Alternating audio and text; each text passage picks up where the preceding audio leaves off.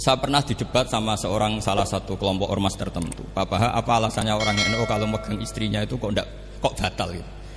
Wong istrinya digauli saja boleh, masa megang itu batal kata. Terus saya jawab, kamu tahu definisi mahram? Enggak tahu. Mahram itu orang yang haram dinikah. Yang haram dinikah itu ya ibu, anak, bule, ponakan. Yang haram dinikah itu namanya mahram. Justru istri itu namanya ajnabiyah, orang lain. Makanya boleh dinikah. Jadi statusnya istri itu orang lain, ajnabiyah. Sehingga boleh dinikahi. Kalau mahram malah enggak boleh dinikahi. Mereka akhirnya sadar, oh ternyata selama ini keliru. Membahasakan istri mahram itu keliru. Ya terus akhirnya dia jadi Syafi'i dadaan tadi. Pernah juga ada seorang kiai yang kepikiran mau mengharamkan atau menganggap ada fidah kalau orang haji itu rokok. Rasanya kalau kata pakar-pakar kuetar itu cengkeh itu wangi. Kalau cengkeh wangi berarti kalau haji rokok itu artinya pakai apa? Wangi. Itu hampir saja deal. Karena ya memang cengkeh itu wangi. Kemudian diingatkan sama kiai yang lain. Anda berani fatwa kalau orang Jumatan sunat ngerokok karena pakai pewangi? Terus, wah iya ya, enggak jadi. Jadi ini pentingnya ilmu itu konsensus. Sehingga saya bicara di sini pede bukan karena saya merasa benar, enggak, kan nanti ada yang nasah ini. Kalau benar ya sampean dukung, kalau salah ya tinggalkan saja, biasa saja. Karena kalau sampean sama-sama tadi saya sudah bilang tahta topqatin wahidah, kita tahta syaikhin wahid, tahta mursyidin wahid. Saya pikir ilmu saya dan sampean ya undi lah. Kita beda jauh kan dengan Gus Naji karena beliau alim, bisa ngarang kitab banyak. Kalau saya jenengan kan ya sama-sama enggak jelas gitu ya, sudah pokoknya santai-santai saja. Pokoknya rileks saja. Yang jelas saya datang ke sini itu mau cerita kebanggaan saya sebagai orang pesantren, produk pesantren kalau kata Gus Barak tadi. Di kampus itu saya berkali-kali ketemu doktor, profesor, dan mereka umumnya itu orang-orang yang galau, yang gelisah. Dan lucunya itu mereka memposisikan saya sebagai penasihat. Karena apa? Memang ilmu pesantren itu unik. Ilmu yang bisa menjawab problem apa saja. Mereka misalnya tanya begini, Pak Baha, saya ini orang kampung, yang bapak saya itu utun, katanya. Utun itu lugu. Bisa menjadikan saya doktor, saya jadi dekan, saya jadi rektor. Tapi setelah di kota, dengan sekian ilmu yang saya pelajari dari Eropa, dari Amerika, sekedar anak saya tidak narkoba itu sudah susah. Kok ranking? Nggak dengar anak saya ditangkap BNN itu sudah seneng saya. Artinya apa? Dia sadar ternyata kearifan lokal yang dididik para kiai menjadikan anak-anaknya jadi profesor, jadi dokter. Tapi dengan ilmu kedoktorannya orang menjadikan anaknya ranking itu susahnya bukan main. Karena nggak ada kearifan. Ilmu yang mereka anggap adalah dianggap ya, tentu tidak hakikat, eksak. Eksak saja sebetulnya tidak juga subjektivitas mereka. Misalnya begini, ini contoh sekian. Pernah saya lomba cepet-cepetan matematika. Kalau saya kan pernah dimintai konsultan sebagai badan Basnas Nasional. Mereka kalau ngitung ya zakat tijarah itu 2,5%. Mungkin zakat ziroah berapa? 10% atau 20%. Kangkang yang di sini tak pikir itu mesti bingung karena gaya porogabet itu mesti raiso. Dan mereka tak tantang, coba jenengan bikin porogabet, saya pakai matematika pesantren, itu cepat saya. Karena matematika kita adalah matematika ummi. Ummi itu orang Arab, ummiin. Gak usah diterjemah apa, sudah ummiin saja. Ummiin itu keibu-ibuan lugu. Jadi kalau nggak bisa itu ya terlalu. Misalnya 2,5%, kalau kita bilang kan rubul usur. Ya sudah 1.000 itu diusurkan dulu menjadi 10. Setelah 10 itu kan misalnya ya 1.000 berarti usurnya 100. Ya kan? Setelah 100 cari rubuknya berapa? 25. Berarti setiap 1 juta 2,5% adalah 25. Mereka masih garap porogabit, saya sudah cepat 1.000 usurnya 100, rubuknya 25. Namanya rubul usur. Begitu juga misalnya kita punya aset 100, nisful usurnya 10, nisfunya berarti 5. Itu rasa porogabit cepat ketimbang sampean porogabit 2,5% kan suwi. Terus dia tanya, Pak matematikanya kok cepat? Dapat ilmu dari mana? Pernah kuliah di mana? Ya saya ngaji di sarang sama Mbah Mun, terus saya ngaji beberapa ilmu. Nah, kelirunya rata-rata santri itu faro itu ya ora seneng. bulat. Nah ini cerita saja. Jadi kita bisa membuktikan ke khalayak ramai kalau kita tidak kalah. Khawarizm Al-Jabar terkenal di barat, Avicenna atau Ibnu Sina itu ya dengan ilmu-ilmu umum. Dan mereka fasih sekali menerangkan ilmu medis, ilmu apa. Fasih sekali. Sehingga ketika sekarang teknologi katanya adanya di barat, di Eropa, sebenarnya mereka itu kagum sama Islam. Karena mereka ngakui bahwa di antara ilmu itu dari Islam, zaman Khawarizm, zaman Al-Jabar, zaman Avicenna, zaman Ibnu Rus dan sebagainya. Saya beri sekian contoh dan ini saya bilang tanyakan ke orang kafir yang paling inat, paling lajeb di dunia. Tanyakan ayat ini, pasti artinya seperti ini. Yaitu ketika ada fenomena likuifaksi, tentu kalau di Jogja kan ada grup ilmiah. Mereka tanya saya, Pak Bahak, apa ada teori manusia itu ditenggelamkan di bumi? Yang teori, bukan kasus, bukan peristiwa sejarah. Kalau peristiwa sejarah kan ada korun. Saya ditanya gitu terus saya jawab, aamin tuman fis sama ayakhsifa bikumul ardo fa idza hiya tamur. Apa kamu merasa aman di dunia sementara pengendali langit, man fis sama itu pengendali langit. Ya siapa saja, bisa malaikat atau bisa Allah, man sing kudratu fis sama, itu ahli tafsir beda pendapat. Yang enggak beda yang enggak pernah nafsiri gitu. Jadi yang enggak beda karena enggak pernah nafsiri. Ayyak sifabikumul ardo, bahwa bumi ini bisa ditenggelamkan. Faidah ya tamur, ya memang bumi itu bisa meleleh. Terus saya memberi sekian argumentasi. Kalau kamu katakan justifikasi ilmiah karena kadung Islam dan kadung pegangan Quran, mungkin Anda akan bilang saya ini justifikasi, nyari pembenaran secara syariah. Tanyakan ke ahli lughat yang non muslim, maknanya ayat itu tetap seperti itu. Begitu juga misalnya ayat wal ardi dzatis sada, dan bumi yang berkarakter bisa retak. Sodkon itu retak. Dulu kita hanya punya contoh, misalnya biji-bijian jagung yang lembek, yang lemah, dan bumi yang keras, atau ketela atau bengkoang itu.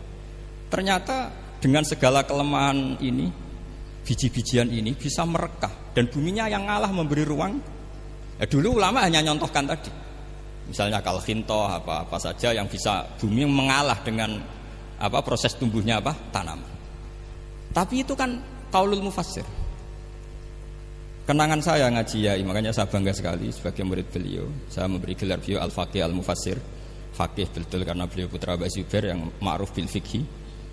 Dan al-mufassir beliau itu murid Said Alawi yang ngarang takriran Faidul Khabir itu dengan Habib Muhsin Al-Musawa itu.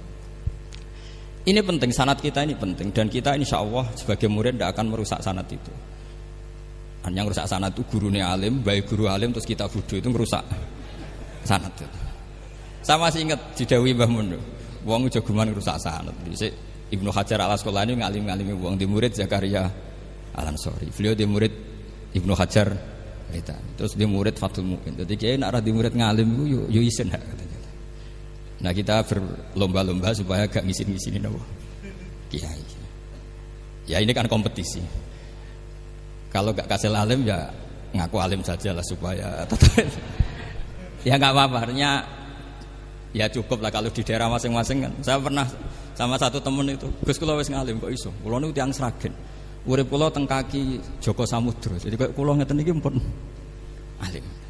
Ketika dia nakal dan pengurus nyurati orang tuanya memberitahu kalau anaknya nakal, dia tenang saja. Tak tanya, kenapa kamu tenang? Bapakku buta huruf. Jadi pengurus nyurati itu ya tenang saja dia, karena dia tahu orang tuanya itu buta huruf. Kok nikmat urip kok kowe nggih, saya najar. Ya tapi insyaallah barokatuh Syekhina semua itu tetap berkah. Karena itu awal hidayat di daerah masing-masing. Itu tidak perlu alim, sudah hebat itu. Karena ya enggak perlu lah kalau alim betul malah nggak sempat dakwah. Begini, ini penting saya utarakan. Karena sanad keguruan itu pernah saya cek ya. Ini cerita ini tahadus bin Ni'mat. Guyonannya ulama meskipun guyonan itu ternyata musalsal. Dulu ya itu mungkin semuanya dengar sering cerita ada seorang desa gitu yang kambingnya habis mati. Kebetulan kambingnya itu jenggotan kata beliau. Itu ada khotib yang jenggotan tuh nangis. Sempat khotibnya itu GR kalau dia itu ya ta'athar bimau idoti. Ya ta'assar sampai apa? Nangis itu. Ternyata enggak. Dia ingat khotib itu ingat kambingnya yang mati. Itu cerita Yai dulu dan diulang-ulang. Ternyata saya baca, kalau sama nggak percaya baca di Al-Fawaid Asyatiriyah atau Al-Fawaid Al-Haramiyah. Itu karangannya Habib Salim Asyatiri. Beliau dekat sekali dengan Gus Najib, pernah nginep di beliau.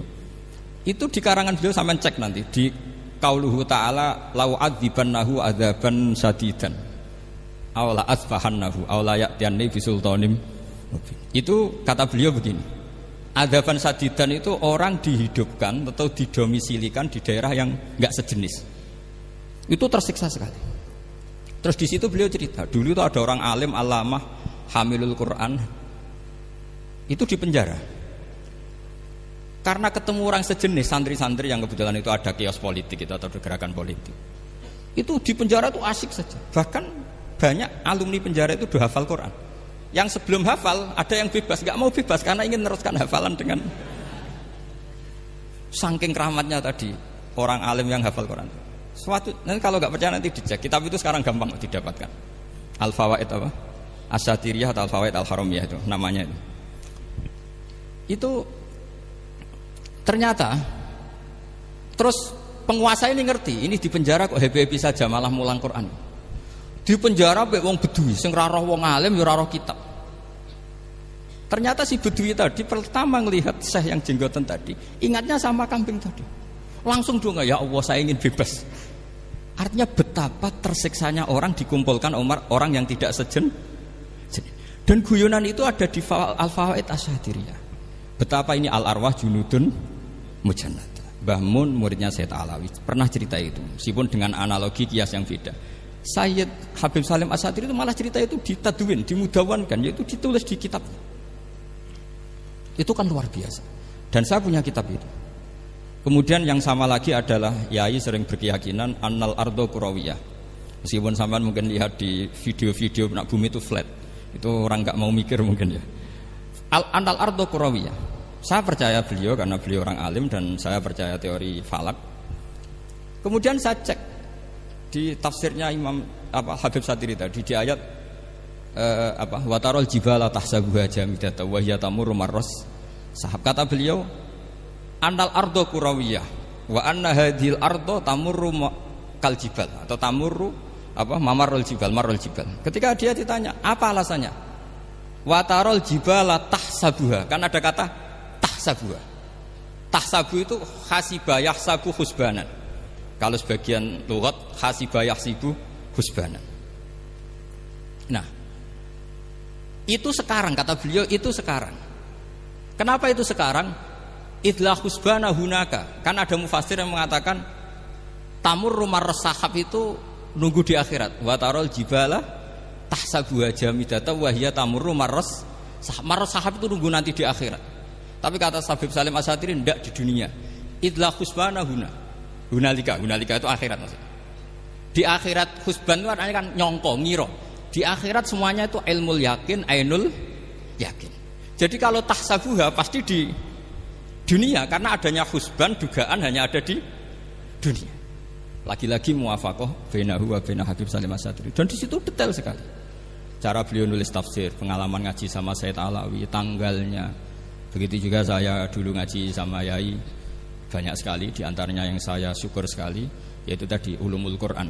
Dulu di MGS yang ngajar Faidul Khobir beliau sendiri. Dan kita syukur sekali. Jadi ini pengalaman-pengalaman kita sebagai murid, sebagai penerus. Terus ketiga begini, ciri khas samahah atau samahan. Ini saya meskipun tidak bawa makalah, saya ini baca sekian takbir. Kenapa guru-guru kita di Indonesia itu menghindari tema-tema ekstrim atau tema-tema keras? Saya pikir di sini masyhur sekali, beliau sering ngendikan zada khusyu'an zada jalan. Kita hanya nirukan saja tapi tidak ikut menvonis. Karena kalau kita serius, terlalu serius ngendikan hukum-hukum yang serius, nanti kejadiannya begini. Ini saya baca takbir ini dari kitab Ibnul Qayyim di I'lamul Muwaqqi'in an Rabbil Alamin dan dari kitab Nasaihul Ibad. Ketika lisan dihisab sama Allah Ta'ala dan mendapatkan azab yang paling tinggi dibanding jawareh yang lain, itu ketika lisan menanyakan sama Allah, Kenapa ya Allah saya punya adab yang begitu ekstrim? Jawabannya Allah, kharajat minka kalimatun balagot masyariqal ardi wa magharibaha fasufikat biha damul haram wa ukhidha biha al-malul haram wa antuhika biha al-farjul haram. Jadi kalau fatwa serius menjadi ekstremis, apalagi fatwa-fatwa tentang chaos, tentang apa itu, nanti resikonya itu ada safkut dima, dan itu hal yang dihindari ulama dulu. Kamu jangan pernah fatwa dengan meluncurkan satu kalimat yang dengan kalimat itu bisa saja sufika biha adamul haram, orang-orang yang enggak perlu mati harus terbunuh, dan sebagainya dan sebagainya.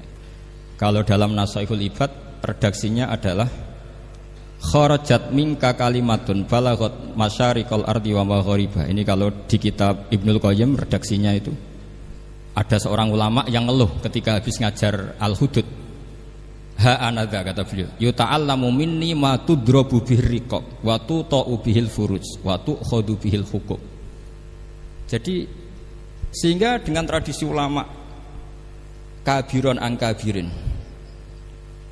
dulu-dulunya itu memang ulama menghindari tema-tema ekstrim. Bukan karena tidak bisa, karena takut ini kalau salah fatwa nanti safkut dima. Dan itu yang dilakukan Said Hasan bin Ali ketika beliau konflik, ya dengan tanda kutip konflik dengan Muawiyah. Kata beliau, bisa saja ini hak rajulin, ya sudah tak kembalikan ke dia. Bisa saja hak saya tak kasihkan ke dia, haknan lidima'il muslimin.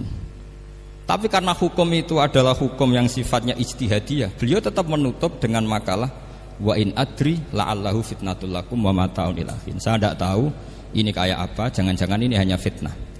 Kenapa beliau tetap menutup hukum wa in adri dan kemudian ditiru terus oleh Imam Malik, setiap ditanya sering bilang la adri, sampai yang tanya pernah mangkel. Ini pernah dikutip Gus Najih dalam kitab At-Tajridul Mustafa, juga ada di Al-Manhalul Latif. Kenapa sa'alim engkau selalu jawab la adri? Kata Imam Malik, jawab, saya ini orang jauh, kalau sampean bilang la adri nanti gimana? Saya laporannya disuruh tanya. Kata Imam Malik, happy saja. Fa'abligh man wara'aka anni la adri. Enggak kamu tok yang harus tahu kamu saya la adri. Yo kandhani pisan umat temen aku yo la adri. Jadi ulama dulu saking khosnya sama Allah, khosyah, bilang enggak tahu itu enggak masalah. Karena begitulah sanad mereka dalam hal-hal yang ijtihadiyah, yang potensi safkut dima. Saya ulang lagi, yang potensi safkut dima itu milih aman bilang la adri. Sampean kalau nggak percaya dicek di Sahih Muslim atau di kitab-kitab hadis sahih yang lainnya. Dan ini juga yang dipakai Ibnul Qayyim ketika bikin muqaddimah I'lamul Muwaqqi'in dalam Khotorul Fatwa. Ada seorang namanya itu Buraidah. Buraidah itu Amirul Jais.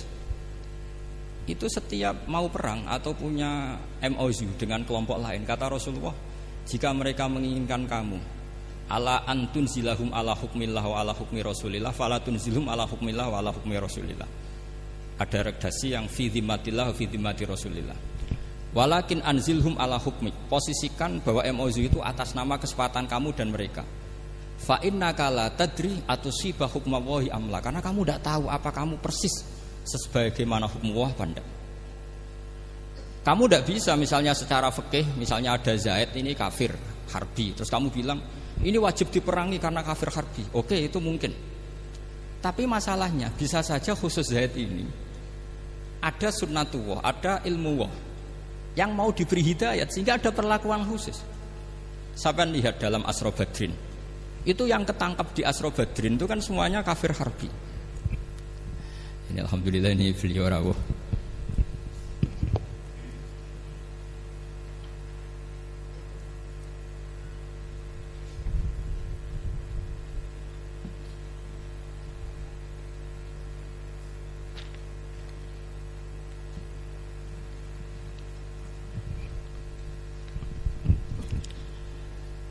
Kalau terusakan itu di Asra Badrin itu kan semuanya yang ketangkep itu adalah orang-orang yang dulu kafir harbi, termasuk mimbenihim ada Said Abbas. Tapi ketika itu jelas-jelas pernah kafir harbi ikut perang Badar. Ini pentingnya muqabalah. Apa Abu Bakar usul dimaafkan, Umar usul darbur riqab. Apa tanggapan Rasulullah SAW ketika masalu kaya Abu Bakrin masalu Ibrahim? Qala faman tabi'ani fa innahu minni wa man asani fa innaka ghafurur rahim. Wa masaluka ya Umar masalah Nuh. Qala rabbil tadzar alal ardi minal kafirina napa dayar. Dan apa yang dilakukan Rasulullah? Beliau memilih pendapatnya Abu Bakar. Dan apa yang terjadi? Said Abbas dan beberapa sahabat menjadi Islam. Wa hasuna islamuhu. Artinya gini, jadi betapa dalam menganalisis satu hukum sosial, karena ini manusia. Saya ulang lagi, karena ini manusia itu susah sekali. Makanya dalam banyak hal sikap-sikap Rasulullah itu dipandu oleh Allah. Tentu ada ayat laisa laka minal amri syai'un aw yatuba alaihim aw yu'adzibahum. Makanya saya mohon sekali ini para santri, khususnya santri alumni Almar, mohon belajar itu tafsir Munir itu detail. Karena di tafsir Munir itu misalnya ada ayat tertentu yang mengkritik orang kafir tertentu, fitil kalwaqiah gitu. Di situ ada kejelasan fa aslamu wa hasuna islamuhum. Misalnya wasfir nafsaka ma'alladzina tuna rabbahum bil ghadat, terus wala ta'du'ana kanhum turidu zinatal hayatid dunya. Terus beliau menerangkan orang-orang ini yang dulu angkuh enggak mau ta'alum sama Nabi karena enggak mau jejer sama du'afaul muhajirin dan du'afaul ansor, itu akhirnya Islam dan wahasuna Islam. Saya kira demikian. Nanti monggo bareng-bareng istifadah dari Syekhina Najih. Dan saya syukur sekali karena mendapatkan naskah At-Tajridul Mushaffa. Saya sinau bughot itu banyak di kitab-kitab fikih, tapi saya mengenang dari yang dikutip beliau tentang Imam Malik, tentang bughot in kharaju ala misli Umar bin Abdul Aziz. Terus ketika siapa itu Ibnu Qasim tanya, fa illam yakun mislah, kata Imam Malik, ya dakhum gitu. Dakhum yantaqimu wa min dzalimin bi dzalimin. Summa yantaqimu min kilaihima. Jadi sikap-sikap dari Syekhina, dari para ulama-ulama kita yang sabar ngadepi umarok yang macam-macam, itu adalah sikap dari guru-guru kita, musalsal ila Rasulillah sallallahu alaihi wasallam. Ini penting saya utarakan karena jangan sampai kritis kita sampai menjadikan bangsa ini chaos. Kalau chaos nanti safkud dima, tentu itu yang enggak diinginkan Sayyid Hasan bin Ali, dan beliau dapat gelar dari Rasulullah, inna ibni hadza la sayyidun wa la Allah yuslihu bi baina fi'atin azimatan. Saya kira demikian, dan bareng-bareng monggo istifadah dari Syekhina Najih.